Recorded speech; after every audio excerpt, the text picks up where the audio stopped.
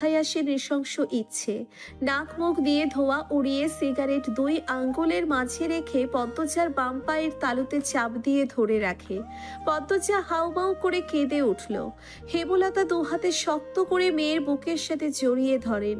পদ্মজা কাঁদতে কাঁদতে বলল, আম্মা, তখন আমার খুব কষ্ট হচ্ছিল, আমার দমটা বের হয়ে যাচ্ছে মনে হচ্ছিল। আমি তোমাকে খুব ডাকছি আম্মা, তুমি আসোনি। পদ্মজার কথাগুলো হেমলতার বুক রক্তাক্ত করে দেয়। এ যেন 1971 সালের পাকিস্তানিদের নৃশংসতা।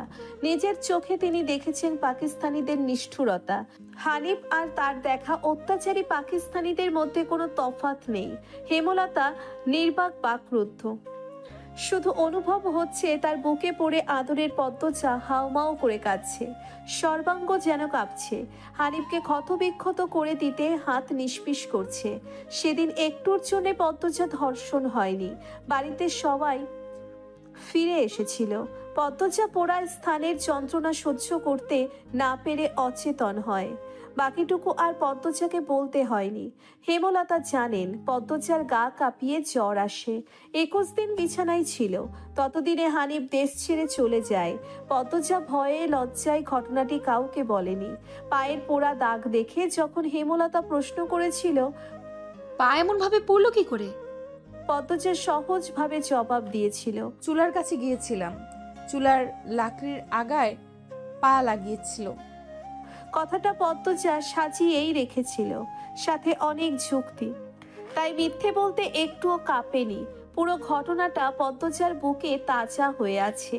এই 6 বছরে লুকিয়ে কতবার কেঁদেছে সে। সব সময় চুপ করে কোথাও বসে থেকেছে। হেমলতা মেয়ের নিশ্চুপতা দেখে মাথা ঘামাননি, কারণ পদ্মজা ছোট থেকেই চুপচাপ ছিল। কিন্তু আজ হেমলতার খুব আফসোস হচ্ছে, নিজেকে অপরাধী মনে হচ্ছে। তিনি ভেবেছিলেন তার 3টে মেয়েই তার কাছে খোলা বইয়ের মতো, চাইলেই পড়া যায়। বিশেষ করে পদ্মজাকে বাড়ির পিছনের নদীর বুক দিয়ে তরতর করে বয়ে যাওয়া স্বচ্ছ টলটলে পানির মতো মনে হতো, যার জীবনে অস্বচ্ছ বলতে কিচ্ছু নেই। সবই সাদামাটা, সহজ সরল। অথচ পদ্মজার জীবনেই কত বড় দাগ জলজল করে জ্বলছে, কত বড় ঘটনা লুকিয়েছিল। মেয়েরা কথা লুকিয়ে রাখার সীমাহীন ক্ষমতা নিয়ে জন্মায়। কথাটি নিজের মেয়েদের ক্ষেত্রে মাথায় আসেনি। পদ্মজা শান্ত হলে হেমলতা বললেন, পাটা দেখি। পদ্মজা পা বিছানায় তুলল।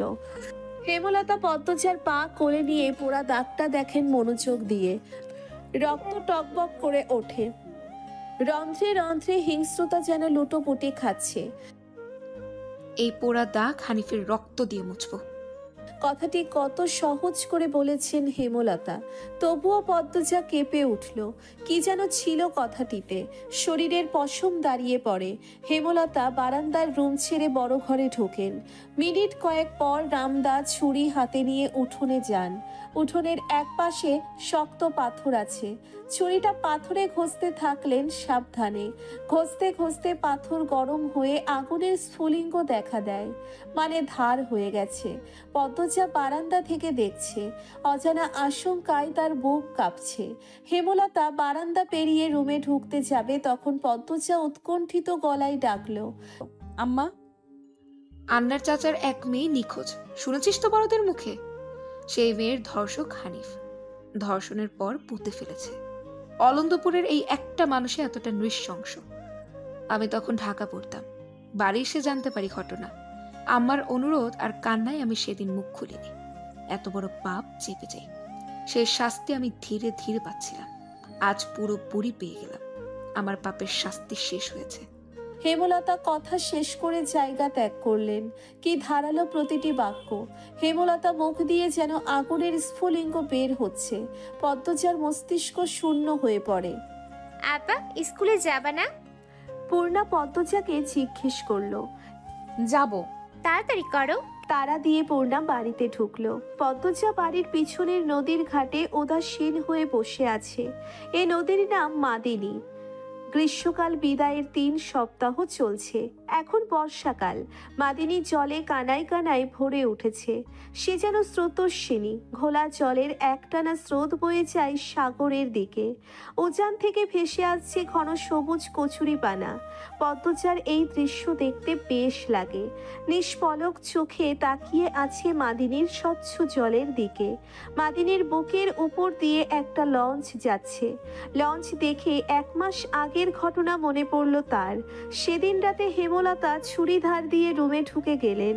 পদ্মজা কাপা পায়ে রুমে ঢুকে বিছানায় শুয়ে পড়ে। কিছুক্ষণের মধ্যেই ঘুমিয়ে পড়ে। এর পরের দিন স্কুল থেকে বাড়ি ফিরে নামাজ পড়ে খেতে বসলো। তখন হিমেল হন্তদন্ত হয়ে বাড়িতে ঢোকে। হিমেল হচ্ছে হেমলতার ছোট ভাই। আপা, ওই পতু আপা কই? হিমেলের কণ্ঠ। কি হয়েছে মামা? জবাব দিল পদ্মজা। পদ্মজার প্রশ্ন উপেক্ষা করে হেমলতাকে হিমেল ডাকলো। আপা, এই আপা। হেমলতা বাড়ির পিছন থেকে ব্যস্ত পায়ে হেঁটে আসেন। কি হয়েছে? হিমেল হেমলতাকে দেখে হাউমাউ করে কেঁদে উঠল। আপা, ভাইজান খুন হয়েছে। রাতে কে যেন মাইরা ফালাইছে আপা। হিমেল কাঁদতে কাঁদতে হাঁটু ভেঙে বসে পড়ল। পদ্মজা তাৎক্ষণিক সন্দিহান চোখে মায়ের দিকে তাকালো। হেমলতাকে দেখে মনে হলো তিনি চমকেছেন, অথচ তার চমকানোর কথা ছিল না। নাকি হিমেলের সামনে অভিনয় করলেন। পূর্ণা, প্রেমাকে ওদিকে আসতে দিস না পদ্ম, আমি আসছি। হেমলতা বাড়ির বাইরে মিলিয়ে যান। হিমেল পাশে খুঁড়িয়ে খুঁড়িয়ে হাঁটছে। ছেলেটা বোকা শোকা, জন্মগত প্রতিবন্ধী। 22 বছরের হিমেল এখনো শিশুদের মতো আচরণ করে। কথায় কথায় খুব কাঁদে। সেখানে তার ভাই খুন হয়েছে। 1 মাস তো প্রতিদিন নিয়ম করে কাঁদবে। পদ্মজা রাতেই ভেবেছিল এমন ঘটনা ঘটতে পারে। তবুও এখন ভয় পাচ্ছে খুব। পুলিশ কি এসেছে? মাকে কি ধরে নিয়ে যাবে? ভাবতে গিয়ে পদ্মজার বুক ধক করে উঠল। গ্রামের কাছেই শহর, থানা, পুলিশ নিশ্চয়ই চলে এসেছে। পদ্ম ধপ করে মাটিতে বসে পড়ল। সে ঘামছে খুব, নাক মুখ গলা ঘেমে একাকার হয়ে যাচ্ছে। পূর্ণা খুনের কথা শুনেই খুব ভয় পেয়েছে। তার মনে হচ্ছে সেও খুন হবে। খুব বেশি ভীতু পূর্ণা। পদ্মজার শরীর কাঁপতে থাকে। চোখে ভাসছে হেমলতাকে পুলিশ শিকল দিয়ে বেঁধে নিয়ে যাচ্ছে। তার খুব কান্না পাচ্ছে। আর সময় নষ্ট না করে তড়িঘড়ি করে উঠে দাঁড়ালো পদ্মজা। মাথায় ওড়নার আঁচল টেনে নিয়ে পূর্ণার উদ্দেশ্যে বলল, প্রেমারে দেখে রাখিস বোন। বাড়ি ভর্তি মানুষ, আরো মানুষ আসছে। হেমলতা মানুষজনকে ঠেলে হানিফের লাশের সামনে গিয়ে দাঁড়ালেন। তখন ফর্সা রঙের 2 জন মহিলা ঝাঁপিয়ে পড়ে তার উপর। আকস্মিক আক্রমণে হেমলতা অপ্রস্তুত হয়ে পড়েন। খেয়াল করে দেখেন 2 জন মহিলা তার মা আর বোন। তারা হাউমাউ করে কাঁদছে। কিন্তু হেমলতা তো কান্না পাচ্ছে না। ব্যাপারটা লোকচক্ষু ঠেকছে না। একটু কি কান্নার অভিনয় করা উচিত? হানিফের মৃতদেহ দেখে মনে হচ্ছে কেউ ইচ্ছে মতো কুপিয়েছে। হেমলতা তা দেখে শান্তি লাগছে। এমন শান্তি অনেক দিন পাওয়া হয়নি। পদ্মজা সেখানে উপস্থিত হয়। হেমলতার নজরে পড়ে। ভীতু চোখে মায়ের চোখের দিকে তাকালো পদ্মজা। হেমলতা ভ্রু কুঞ্চিত করে আবার স্বাভাবিক করে নেন। পদ্মজা চোখ ঘুরিয়ে দেখছে পুলিশ এসেছে নাকি। চারিদিকে এত মানুষ। পদ্মজাকে এদিক ওদিক উকি দিতে দেখে হেমলতা এগিয়ে আসেন। চোখ মুখ শক্ত করে পদ্মজার মুখ ঘুরিয়ে দেন। পদ্মজা দ্রুত ওড়নার আঁচল মুখে চেপে ধরে গোয়াল ঘরে ঢুকে পড়ল। তার মা চায় না সে কখনো এত মানুষের সামনে থাকুক। হেমলতা ঘাড় ঘুরিয়ে দেখলেন পদ্মজা গোয়াল ঘর থেকে উকি দিয়ে বাইরের অবস্থা পর্যবেক্ষণ করছে। কিছুক্ষণের মধ্যে পুলিশ আসলো। জিজ্ঞাসাবাদ করে হানিফের লাশ নিয়ে গেল। লোকমুখে শোনা যায় হানিফ খুন হয়েছে শেষ রাতে। এরপর নদীতে ফেলে দেওয়া হয়। লঞ্চ ঘাটে লাশ ভাসে। হেমলতাকে পুলিশ নিয়ে যায়নি বলে পদ্মজা স্বস্তির নিঃশ্বাস নিল। মানুষের ভিড়ও কমে গেছে। হেমলতার মা কাঁদতে কাঁদতে ক্লান্ত হয়ে উঠোনের এক কোণে বসে আছেন। পদ্মজা গুটি পায়ে গোয়ালঘর থেকে বেরিয়ে আসলো। হেমলতা পদ্মজার দিকে তাকিয়ে মৃদু হাসেন। সেই হাসি দেখলেন হেমলতার মা মঞ্জুরা। তিনি কিছু একটা ভেবে নেন। হেমলতার কাছে এসে কিরমির করে বলেন, তুই খুন করছস? তোমার কেন মনে হচ্ছে এমন? হেমলতার কণ্ঠ স্বাভাবিক, অথচ পদ্মজা এই প্রশ্ন শুনে ভয় পেয়েছে খুব। যদি নানু পুলিশকে বলে দেয়, পুলিশ তো তার মাকে নিয়ে যাবে। কাল রাইতে তুই আইছিলি হানিফের ঘরে, আমি দেখি নাই। রাগে কাঁপছেন মনসুরা। আসছি। হেমলতার নির্বিকার স্বীকারোক্তি। কেন মারলি আমার ছেলেটারে? তোর কি ক্ষতি করছে? আসছি বলে আমি খুন করেছি? এত রাইতে তুই তার কাছে আর কি দরকারে আইবি? আমি তাকে মারতেই যাব কেন?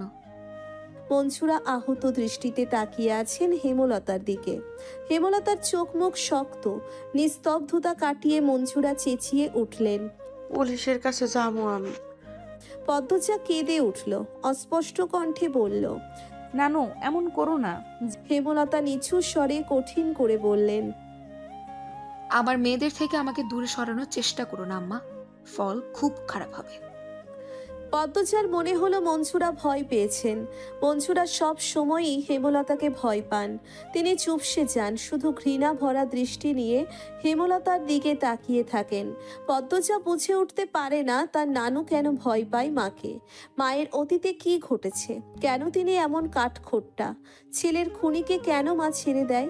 নানু কেন ছাড়লেন? মেয়ে বলে, নাকি অন্য কারণ? কোনো উত্তর নেই। এসব ভাবলে উল্টে মাথা ব্যথা ধরে।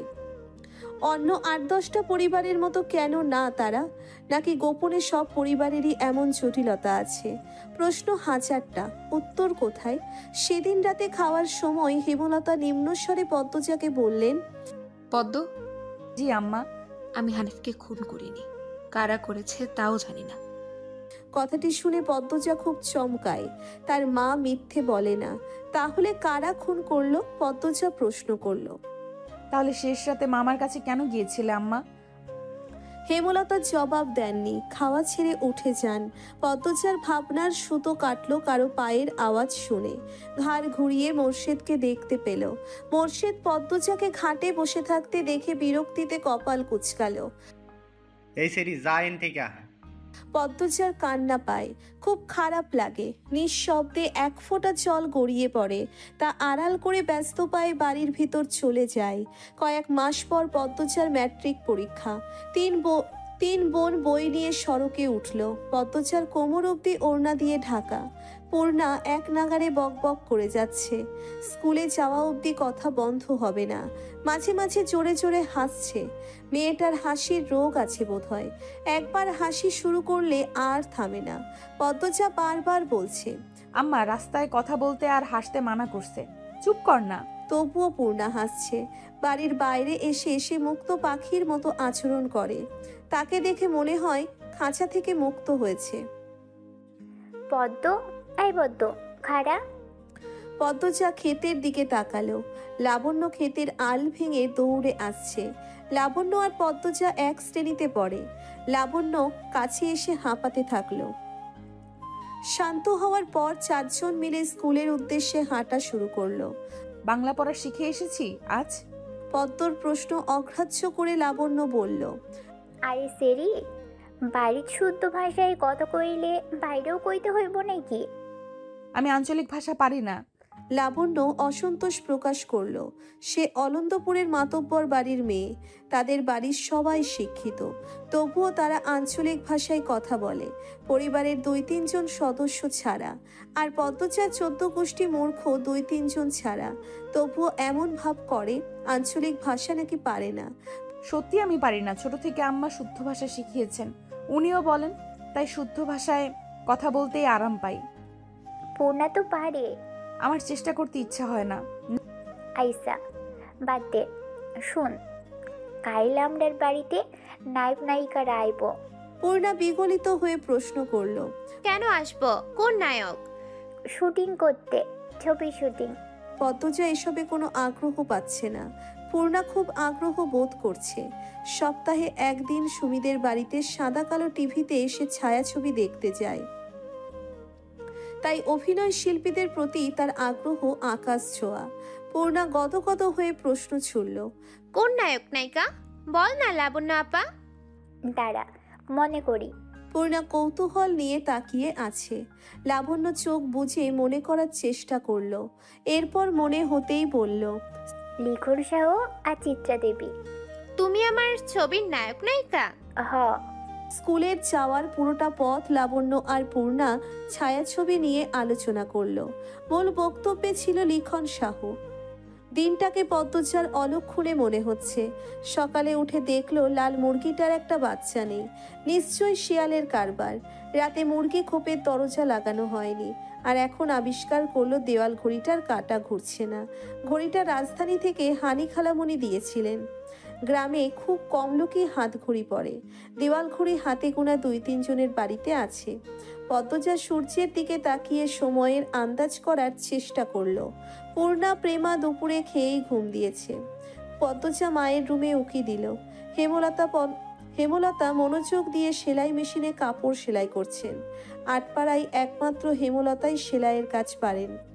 প্রতিটি ঘরের কারো না কারো পরনে তার সেলাই করা কাপড় আছেই। লুকিয়ে দেখছিস কেন? ঘরে আয়। হেমলতার কথায় পদ্মজা লজ্জা পেল। না আম্মা, কাজ আছে। পানি দিয়ে যা। হেমলতা জগ বাড়িয়ে দেন। পদ্মজা জগ হাতে নিয়ে বলল, আম্মা, সৎকা কোন মুরগিটা দেব? হেমলতা গতকাল স্বপ্নে দেখেছেন বাড়িতে আগুন লেগেছে, তাই তিনি ছটকা দিবেন বলে মনস্থির করেছেন। সকালেই পদ্মজাকে মনের কথা জানালেন। সাদা মোরগটা দিয়ে দিস। মুন্না কি আসছে? না, প্রতিদিন বিকেলবেলা তো পানি নিতে আসে, কিছুক্ষণ পরই আসবে। হেমলতা আর কথা বাড়ালেন না। পদ্মজা কলপার থেকে পানি নিয়ে আসে। আছরের আজানের সাথে সাথে মুন্না আসলো। গ্রামে সচ্ছল পরিবার নেই বললেই চলে। হাতে গোনা কয়েকটা পরিবারে সচ্ছলতা আছে। হেমলতার পরিবারটা টিকে আছে হেমলতার তীক্ষ্ণ বুদ্ধি এবং পরিশ্রমের জন্যে। পুরো আটপাড়ায় টিউবওয়েল মাত্র 5টা। পদ্মজাদের টিউবওয়েল থেকে পানি নিতে প্রতিদিন অনেকেই আসে, তার মধ্যে নিয়মিত একজন মুন্না। 10 বছরের একটা ছেলে, মা নেই, বাবা পঙ্গু, সদরে বসে ভিক্ষা করে। পদ্মজা মোরগ নিয়ে কলপারে এসে দেখে মুন্ডা নেই। একটু সামনে হেঁটে এসে ঘাটে মুন্ডাকে দেখতে পেল, ডাকলো, মুন্না। মুন্না ফিরে তাকায়। পদ্মজার হাতে সাদা মোরগ দেখে মুন্না খুব খুশি হয়।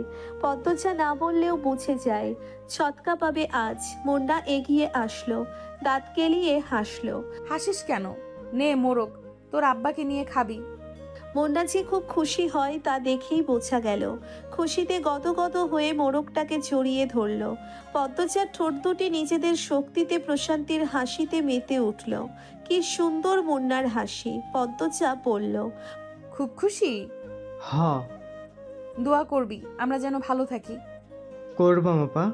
আচার খাবি মুন্না? হ, খাইবাম। পদ্মজা আবার হাসলো। মুন্না পেটুক, খাওয়ার কথা শুনলেই চোখ চকচক করে ওঠে।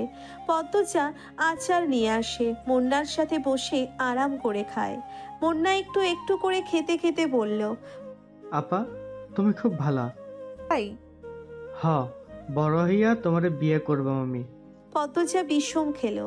দ্রুত এদিক ওদিক তাকিয়ে দেখলো কেউ শুনলো নাকি। বিয়ে তার কাছে খুব লজ্জাজনক শব্দ। বিয়ে নামটা শুনলেই লজ্জায় লাল টুকটুকে হয়ে যায়। ফিসফিসিয়ে মুন্নাকে জিজ্ঞাসা করলো, বিয়ের কথা কোথায় শিখলি? আব্বা কইছে। আর বলবি না এসব, যা বাড়ির যা। পদ্মজা তড়িঘড়ি করে বাড়ির ভিতরে চলে যায়। রান্নাঘরে ঢুকে দেখলো হেমলতা রান্নার প্রস্তুতি নিচ্ছেন। সন্ধ্যার পর বিদ্যুৎ থাকে না, হারিকেন চালিয়ে রান্না করতে হয়। প্রতিদিন ঘরে একটা হারিকেন আর রান্নাঘরে একটা হারিকেন চালানো অনেক খরচের ব্যাপার। তাই তিনি বিকেলে রাতের রান্না সেরে ফেলেন। আম্মা, আমি রাধি। লাগবে না, সাহায্য কর শুধু।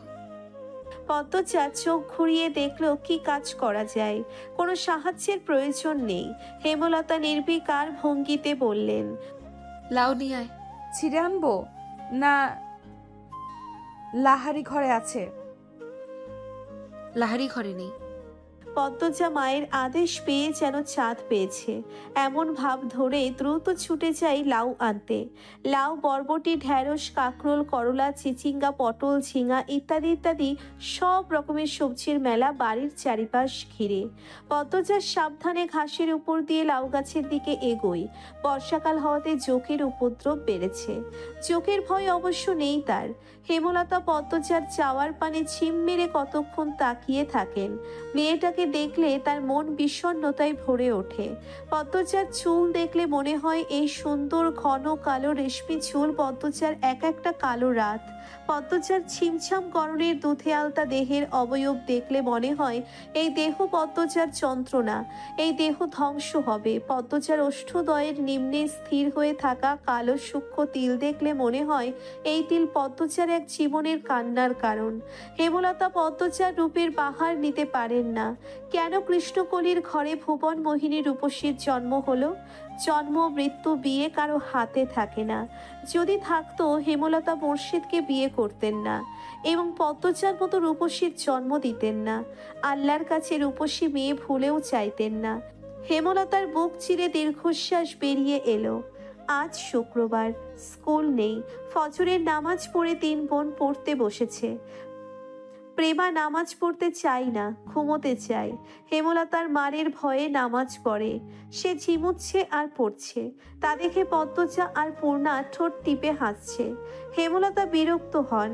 প্রেমার তো পড়া হচ্ছেই না, সেই সাথে পদ্মজা পূর্ণার মনোযোগ নষ্ট হচ্ছে। তিনি কর্কশ কণ্ঠে ধমকে ওঠেন। প্রেমা, ঘুমাচ্ছিস কেন? ঠিক হয়ে পড়। প্রেমা সচকিত হলো। চট করে চোখ খুলে ভয়ে তাড়াতাড়ি পড়া শুরু করলো। হেমলতা কিছুক্ষণ পর স্বাভাবিক গলায় বললেন, পড়তে হবে না, ঘরে গিয়ে ঘুমা। প্রেমা একটু অবাক হয়, পরে খুশি হয়ে ছুটে যায় ঘরে। পূর্ণা মুখ ভার করে ফেলল। তারও তো পড়তে ইচ্ছে করছে না, কিন্তু মা কখনো তাকে ছাড় দেন না। হয়তো ছোটবেলা ছাড় দিতেন, মনে নেই। সে আবার খুব দ্রুত সব ভুলে যায়। ব্রেন ভালো প্রেমার, যা পরে মনে থাকে। পূর্ণা খুব দ্রুত ভুলে যায়। পদ্মজার সব কিছুই স্বাভাবিক, শুধু রূপ বাদে। সূর্য ওঠার সাথে সাথে মোর্শেদ বাড়িতে ঢোকেন। হাতে ঝাঁকি, জাল আর বড়শি, কাঁধে পাটের ব্যাগ ঝোলানো। ভোরে মাছ ধরতে গিয়েছিলেন। মোর্শেদ বাড়ি ফিরলে পূর্ণা আর প্রেমা সবচেয়ে বেশি খুশি হয়। মাছ খেতে পারে অনেক। অর্থের জন্যে হেমলতা খুব কম মাছ আনেন। মোর্শেদ বাড়িতে যতদিন থাকেন ততদিন মাছের অভাব হয় না। মোর্শেদ বলার পূর্বেই পূর্ণা ও প্রেমা গামলা নিয়ে ছুটে আসে উঠানে। মোর্শেদ কাঁধের ব্যাগ উল্টে ধরেন গামলার উপর। পুঁটি, ট্যাংরা, পাবদা, চিংড়ি মাছের ছড়াছড়ি। হেমলতা ভারী খুশি হন। পদ্মজা লতা দিয়ে চিংড়ি খেতে খুব পছন্দ করে, আর প্রেমা, পূর্ণা পছন্দ করে পাবদা মাছের ভুনা। মেয়েগুলো খুব খুশি হয়েছে মাছ দেখে। তিনি জানেন মোর্শেদ বাড়ি থেকে বের হতেই পদ্মজা ছুটে যাবে বাড়ির পিছনে লতা আনতে। হুনলতা, আমার আম্মারে পাবদা মাছ বুনা করে দিবা, সবজি টবজি দিয়া রান্না না। আব্বা, আপনি বাড়িতে থাকবেন? তাইলে তো প্রতিদিনই মাছ খেতে পারি। মোর্শেদ আর চোখে পদ্মজাকে একবার দেখে তীক্ষ্ণ চোখে হেমলতার দিকে তাকালো। এরপর পূর্ণাকে জবাব দিল। কোন রকম শান্তি না থাকলে তো থাকবা মুই। গামছা নিয়ে তিনি কলপারে চলে যান। পদ্মজার মুখটা ছোট হয়ে যায়। প্রতিবার বাড়ি ছাড়ার পূর্বে মোর্শেদ পদ্মজাকে রাগে কটু কথা শোনান। তখন হেমলতা মোর্শেদকে শাসান। ফলস্বরূপ মোর্শেদ বাড়ি ছাড়েন। মোর্শেদ নাকি বাড়ি ফিরলা কোন দিন? মোর্শেদ গোসল সেরে রোদ পোহাচ্ছিলেন, সকালের মিষ্টি রোদ। ঘাড় ঘুরিয়ে রশিদ ঘটককে দেখে হাসলেন। আরে চাচা মিয়া, আহেন আহেন। পূর্ণা রে, চেয়ার আইনা দে। খবর কি? পূর্ণা চেয়ার এনে দিল। রশিদ একদলা থুতু উঠানে ফেলে চেয়ারে বসলেন আরাম করে। প্রেমাকে উঠোনে খেলতে দেখে ফরমাইশ দিলেন। এই মাইয়া যা, পানি লইয়া আয়, অনেকক্ষণ ধইরা দমটা আটকাই আছে। প্রেমা পানি নিয়ে আসে। রশিদ পানি খেয়ে মোর্শেদকে বললেন, খবর তো ভালোই। বাবা, সেরিডারে কি বিয়া দিবা না? 2 বছর যাক, পড়তাছে এখন, মেট্রিক পাস করুক। কি কন? মেজোডা না বড়ডা, তোমার বউ তো মরিচের লাহান, কোনো বাবাই রাজি হয় না। তুমি বোঝাওছেন, পাত্র খাঁটি হীরা, বাপ দাদার জমিদারি আছে। মোর্শেদ আর চোখে হেমলতা এবং পদ্মজার উপস্থিতি পর্যবেক্ষণ করলেন। নেই তারা। তিনি জানেন পদ্মজার উপর কোনো রকম জোর জবরদস্তি তিনি করতে পারবেন না। হেমলতা তা হতে দিবেন না। এসব তো আর বাইরের মানুষের সামনে বলা যায় না। মোর্শেদ রশিদ ঘটককে নরম গলায় বললেন, থাকুক না, পড়ুক। মায়ে যখন চায় সেরি পড়ুক, তাইলে পড়ুক। রশিদ নিরাশ হলেন। ভেবেছিলেন মোর্শেদ রাজি হবে। তিনি মেয়ের শ্বশুর বাড়িতে ছিলেন, এরপর বড় অসুখে পড়লেন। তাই মোর্শেদ বাড়ি ফিরেছে শুনেও আসতে পারেননি। আজ একটু আরাম বোধ হতেই ছুটে এসেছেন অনেক আশা নিয়ে। কিন্তু মোর্শেদের জবানবন্দিতে তিনি আশাহত হলেন। কটমটে গলায় বললেন, যুবতী ঘরে রাহান ভালো না, যখন বংশে কালি পড়ব তখন বুঝবা। হুনো মোর্শেদ, এই বয়সী মাইয়াদের স্বভাব চরিত্র বেশি দিন ভালো থাকে না। পাপ কাম এদের আশেপাশে ঘুরঘুর করে। বেলা থাকতে জামাই ধরাইয়া দেওয়া লাগে, বুঝছো নি? তোমার বউয়েরে বুঝাও। রশিদ পাত্রের অনেক প্রশংসা করলেন। জমি জমা বাড়িঘর সবকিছুর বাড়াবাড়ি রকমের বর্ণনা দিলেন। ফলে মোর্শেদের মস্তিষ্ক কাজ করা শুরু করলো। রশিদ ঘটক যেতেই তিনি হেমলতার পাশে গিয়ে বসেন। ইনিয়ে বিনিয়ে পদ্মজার বিয়ের কথা তোলেন। হেমলতা সাপ নাকচ করে দেন। তিনি শান্ত কণ্ঠে বুঝিয়ে দেন পদ্মজার বিয়ে তিনি দিচ্ছেন না, আর মোর্শেদকে পদ্মজার ব্যাপারে নাক গলাতে না করেছেন। শেষ কথাটা বেশ কঠিন করেই বলেন, আগে বাপ হও, পরে বাপের কাজ করতে আসবা। মোর্শেদের তিরিক্ষি মেজাজ। তিনি রান্নাঘর ছেড়ে বেরিয়ে পড়ল। রগে রগে রাগ টকবক করছে। পদ্মজাকে বারান্দায় দেখে তিনি ঝাঝালো কণ্ঠে বললেন, সেরি যখন রূপ দিয়া নটি হইব, তখন আমার ঠ্যাঙ্গ পাইবা না। এই সেরি মজা বুঝাইব। পদ্মজার চোখ বেয়ে জল গড়িয়ে পড়ে। হেমলতা রান্নাঘর থেকে বের হলেন মোর্শেদকে কিছু কঠিন কথা শোনাতে। পদ্মজা তখন দৌড়ে আসে, হেমলতার হাতে ধরে রান্নাঘরের ভিতরে নিয়ে যায়। মোর্শেদ যতক্ষণ বাড়িতে থাকে তারও খুব ভালো লাগে। পূর্ণা প্রেমা কত খুশি হয়, বাড়িটা পরিপূর্ণ লাগে। সে চায় না তার বাবা ঝগড়া করে রাগ নিয়ে বাড়ি ছেড়ে চলে যাক। হেমলতার রাগে এক ঝটকায় মেয়ের হাত সরিয়ে দেন। তার সহ্য হয় না মোর্শেদকে। মানুষের কথা দ্বারা নিয়ন্ত্রিত হওয়া বদমেজাজি একজন মানুষ মোর্শেদ। ভালোটা কখনো বোঝে না, মানুষের কথাই নাচে। সারাক্ষণ মস্তিষ্কে একটা বাক্যেরই পূজা করে। মানুষ কি বলবে? মুষলধারে বৃষ্টি হচ্ছে। মাথার উপর বৃষ্টি নিয়ে মোর্শেদ বাড়ি ফেরেন। মুখ দেখে বোঝা গেল তিনি খুব খুশি। হেমলতাকে ডেকে বললেন, 1 মাসের লাগিয়া ঘরটা ছাইরা লাহারি ঘরে উঠা পড়ো। কিসের দরকারের জন্য?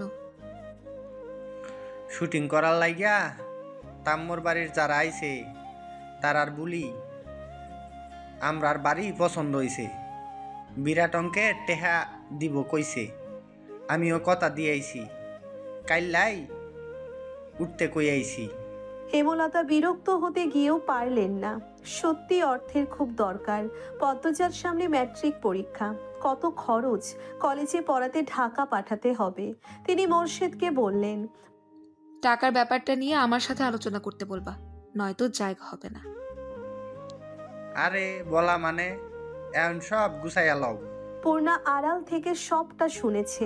7 দিন হয়েছে লেখন সাহু আর চিত্রা দেবী এই গ্রামে এসেছে, অথচ সে দেখতে পারল না। হেমলতা যেতে অনুমতি দেননি। পূর্ণা নামাজের দোয়ায় খুব অনুনয় করেছে আল্লাহকে, যেন লেখন সাহু আর চিত্রা দেবীকে সচক্ষে দেখতে পারে। আর এখন শুনল তাদের বাড়িতেই নাকি আসছে ওরা। পূর্ণার মনে হচ্ছে সে খুশিতে মরে যাচ্ছে। এই মগা, আমাকে 1 কাপ চা দাও তো। মগা ঝড়ের গতিতে চা নিয়ে আসে। লেখন চিত্রার পাশের চেয়ারটাই বসলো। এরপর মগাকে বলল, দারুণ চা করো তো তুমি। মগা কাঁচুমাচু হয়ে হাসলো। ভাবে বোঝা গেল প্রশংসা শুনে সে কি ভীষণ লজ্জা পেয়েছে। চিত্রা মগার ভাবভঙ্গি দেখে হেসে উঠল। চিত্রা হাসলে মগা মুগ্ধ হয়ে দেখে। মাতব্বর বাড়ির কামলা সে। চিত্রনায়ক লেখন সাহু এবং চিত্রনায়িকা চিত্রা দেবীর সেবা করার দায়িত্ব মগাকে দেওয়া হয়েছে। মগা এতে ভীষণ খুশি, চিত্রার সুন্দর মুখশ্রীর সামনে সব সময় থাকতে পারবে ভেবে। চিত্রা বলল, তোমার ভাইয়ের নাম কি যেন বলেছিলে? 4 ফুট উচ্চতার মগা উৎসাহ নিয়ে জবাব দিল। মদন। চিত্রার হাসি পায়, অনেক কষ্টে চেপে রাখলো। মগা মদন কারো নাম হয়? শুটিংয়ের মাঝে হুট করে আকাশ ভেঙে বৃষ্টি নামে, তাই আপাতত শুটিং স্থগিত আছে। সবাই বারান্দায় বসে বৃষ্টি দেখছে, হাতে সবার রং চা। ডিরেক্টর আবুল চাহেদ দারুণ খিচুড়ি রান্না করেন। বৃষ্টি দেখেই তিনি রান্নাঘরে ঢুকেছেন। আচ্ছা মগা, এই বাড়ির 2টা মেয়ে কোথায়? আসার পর একবার দেখেছিলাম, তারপর আর এলো না তো। চিত্রা প্রশ্ন করলো। মগা বলল, ওই যে লাহারি ঘর, ওইটা তো আছেই। লাহারি ঘর মানে কি? মগার বদলে লিখন বলল, যে ঘরে অর্ধেক জুড়ে ধান রাখা হয় আর অর্ধেক জায়গায় চোখে থাকে কামলাদের জন্য, ওই ঘরকে লাহারি ঘর বলে এখানে। বোঝা গেছে? চিত্রা চমৎকার করে হাসলো। বোঝা গেছে। মগা, বৃষ্টি কমলে লাহারি ঘর যাব, ঠিক আছে? আচ্ছা আপা। এই লিখন, যাবা? ওই তো সামনেই, আলসেমি করো না। মগা হই হই করে উঠল। না না বেটা, লইয়া যাওন যাইতো না, বাড়ির মালিকের মানা আছে। লিখন মগার না করার ভাব দেখে ভীষণ অবাক হলো। চিত্রা প্রশ্ন করলো, মানা কেন? বাড়ির বড় ছেড়িটারে তো আপনারা দেখেন নাই? আগুন সুন্দরী, ওই লিখন ভাইয়ের লাহান বিয়াই চোখা। ছেড়িটারে স্কুল ছাড়া আর কোনো হানায় যাইতে দেয় না। বাড়ি দিবার আগে কইয়া রাখছে লাহারি ঘরে বেটা মানুষ না যাইতে। এই ছেড়ি লইয়া বহুতা ইচ্ছা আছে। চিত্রা বেশ কৌতূহল বোধ করলো। লিখন তীক্ষ্ণ ঘোলা চোখে লাহারি ঘরের দিকে তাকালো। 1.5 দিন হলো এখানে এসেছে। উঠানের শেষ মাথায় থাকা লাহারি ঘরটা একবারও মনোযোগ দিয়ে দেখা হয়নি। সামনের দরজাটা বন্ধ। 2টো ছোট মেয়ে এসেছিল ঘরটার ডান পাশ দিয়ে। ঘরটার ডানে বামে পিছনে গাছপালা। বাড়িটা পুরনো হলেও দারুণ, তবে এই মুহূর্তে তার অন্য কিছুর প্রতি তীব্র কৌতূহল কাজ করছে। লাহারি ঘর দুভাগ করা হয়েছে চাদর টাঙিয়ে। এক পাশের চৌকিতে হেমলতা এবং মোর্শেদ থাকেন, অন্য পাশের চৌকি পদ্মজা, পূর্ণা ও প্রেমার দখলে। লাহারি ঘরের পিছনের দরজা আপাতত প্রধান দরজা হিসেবে ব্যবহৃত হচ্ছে। পেছনে অনেক কচু গাছ ছিল। হেমলতা মোর্শেদকে নিয়ে জায়গা খালি করেছেন। এরপর সেখানে মাটির চুলা তৈরি করা হয়েছে। বড় সড়কে ওঠার জন্য ঝোপঝাড় কেটে সরু করে পথ করা হয়েছে। এতে মোর্শেদের সাহায্য ছিল না। হেমলতা 2 মেয়েকে নিয়ে একাই করেছেন। শুটিং দলে অনেক পুরুষ। পদ্মজাকে ভুলেও তাদের সামনে দিয়ে আসা যাওয়া করতে দেওয়া যাবে না। হেমলতার মাঝে মাঝে ইচ্ছে করে পদ্মজার মুখ পুড়িয়ে দিতে। পরক্ষণেই নিজের উপর ঘৃণা চলে আসে। কি করে নিজের মেয়ের প্রতি এমন মনোভাব আসতে পারে?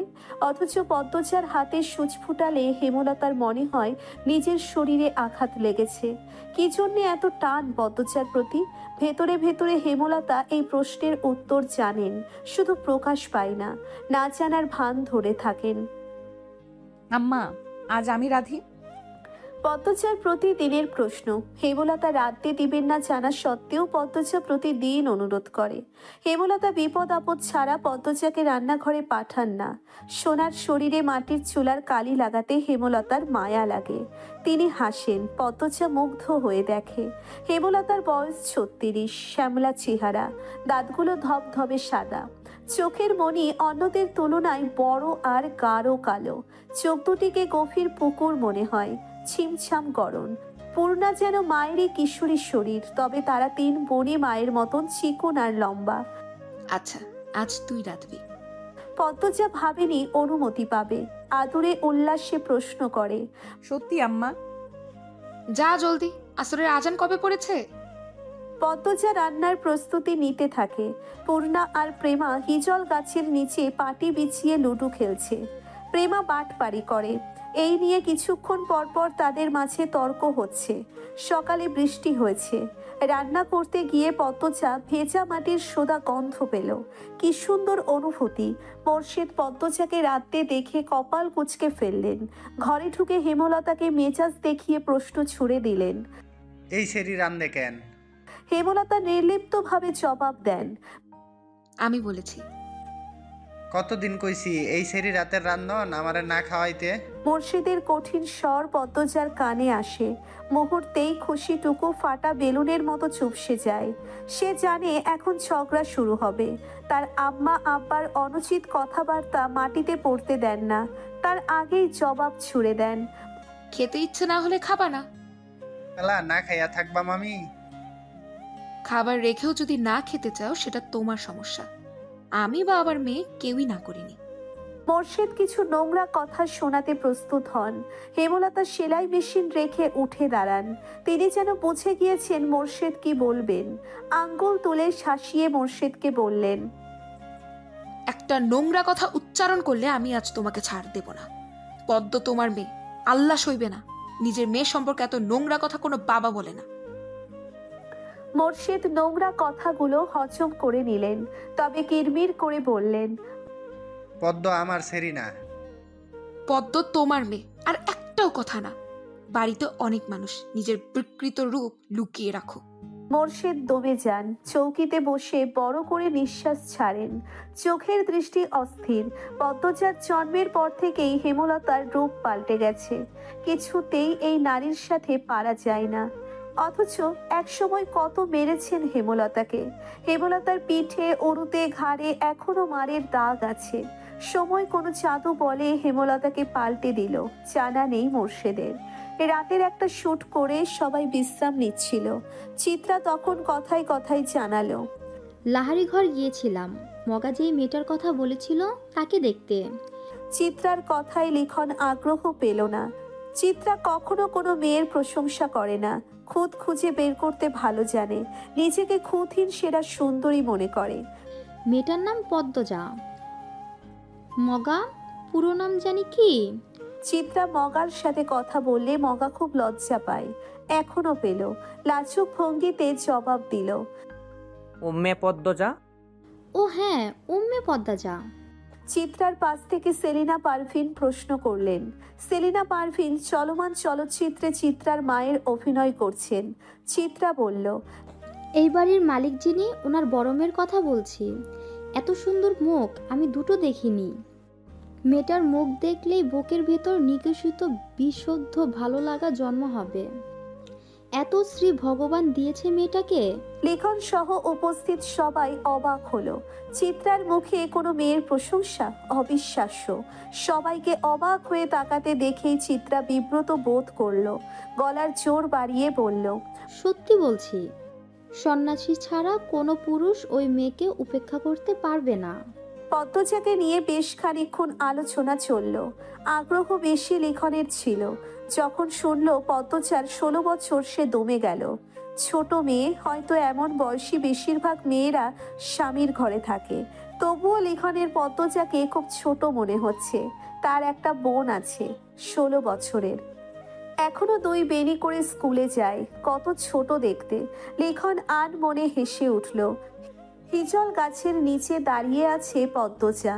রাতের জোনাকি পোকা চারিদিকে। পদ্মজা প্রায় রাতে মুগ্ধ হয়ে দেখে জোনাকি পোকাদের। মনে হয় দল বেঁধে হারিকেন নিয়ে নাচছে তারা। তবে এই মুহূর্তে রাতের এই সৌন্দর্য পদ্মজার মনে ঢুকতে পারছে না। পদ্মজা ঠোঁট কামড়ে কাঁদছে। চোখ দুটো জ্বলছে খুব। মোর্শেদ রান্না খারাপ হওয়ার অজুহাতে থালা ভর্তি ভাত তরকারি ছুঁড়ে ফেলেছে পদ্মজার মুখে। চোখে ঝোল পড়েছে। তা নিয়ে হেমলতার সে কি রাগ। মোর্শেদ অবশ্য চুপ ছিলেন। তিনি তো রাগ মিটিয়েই ফেলেছেন। আর তর্ক করে কি হবে। পদ্মজা তাকালো। হেমলতা ভেজা কণ্ঠে প্রশ্ন করলেন, খুব জ্বলছে রে মা? পদ্মজা জবাব দিতে পারল না। ঠোঁট ভেঙে কেঁদে উঠল। মা ছাড়া পৃথিবীতে আর কেউ নেই তার। মায়ের আদর ছাড়া কারো আদর পাওয়া হয়নি। সবাই তার দোষ খোঁজে। হেমলতার বুক চিরে দীর্ঘশ্বাস বেরোলো। পদ্মজা ছিচ কাঁদুনে, ছোট থেকেই কাঁদছে। তবুও জল ফুরোই না, মন শক্ত হয় না। এমন হলে তো চলবে না। পদ্মজার কান্নার বেগ বাড়ল। হেমলতা সদ্য কাঁটা বড় গাছের বাকি অংশে বসলেন। চুপ করে পদ্মজার ফোপানো শুনছেন। পদ্মজা শান্ত হয়ে মায়ের পাশে বসল। তার মাথা নত। হেমলতা উদাস গলায় বললেন, এভাবে চলবে না পদ্ম। পদ্মজা তাকালো। হেমলতা বললেন, শোন পদ্ম, কেউ আঘাত করলে কাঁদতে নেই, কারণ মানুষ আঘাত করে কাঁদানোর জন্যই। আর যখন উদ্দেশ্য সফল হয় তখন তারা শান্তি পায়। যে আঘাত করলে তাকে কেন শান্তি দিবি? শক্ত থাকবি, বুঝিয়ে দিবি তুই এত দুর্বল নয়। যারে তারে পাত্তা দিস না, হাজার কষ্টেও কাঁদবি না। কান্না সাময়িক সময়ের জন্য মন হালকা করে, পুরোপুরি নয়। যে তোকে আঘাত করবে তাকে তুই তোর চাল চলন দিয়ে ছিন্ন ভিন্ন করে দিবি। তখন তার মুখটা দেখে তোর যে শান্তিটা হবে সেটা কান্না করার পর হবে না। এই শান্তি স্থায়ী। নির্মলতার কথা পদ্মজার উপর প্রভাব ফেলল না। সে করুণ স্বরে বলল, কিন্তু আব্বার